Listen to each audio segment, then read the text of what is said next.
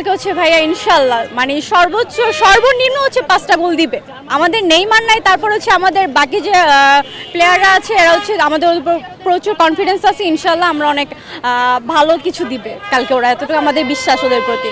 আর Neymar হচ্ছে আমাদের কাছে এক্সপেন্সিভ একটা প্লেয়ার, ওকে হচ্ছে সবসময় মাঠে নামানো হয় না, তাহলে এটা বুঝতে হবে বাকি যে আদার্স যে টিমের যারা হচ্ছে ট্রোল করে নেইমারকে নিয়ে, এটা তো বোঝা উচিত যে নেইমার হচ্ছে এক্সপেন্সিভ, ওকে সবসময় মাঠে নামানো হয় না। মানে সবাই একটু দেখার জন্য ওয়েট করতেছে যে নেইমার একটু ম্যাচ দেখবে, খেলাটা দেখবে, তো তাহলে বোঝা যায় যে নেইমার কি তিলকে হচ্ছে মানে যখন থেকে ফুটবল খেলা বুঝি তখন থেকে একটা ভালো লাগা কাজ করে। এবার হবে ইনশাল্লাহ হবে, আগামীকালকে যে ম্যাচটা আছে ওইটা তো ব্রাজিল মানে খুব ভালোভাবে ভালো কিছু দিবে আমাদের, খুব ভালোভাবে আমরা উইন হব ইনশাল্লাহ। ব্রাজিলের প্রথমে ড্র করেছে এবং আর্জেন্টিনা সেটা তারা 3 গোলের ব্যবধানে জিতেছে। ওভারফ্লো কিংবা লিকেজের ঝামেলা, ঠিক এই সমস্যার সমাধানে এসেছে স্মাইল বেবি ডাইপার। এর সুপার অ্যাবজর্পশন টেকনোলজি এখন দেয় 30% বেশি শোষণ ক্ষমতা।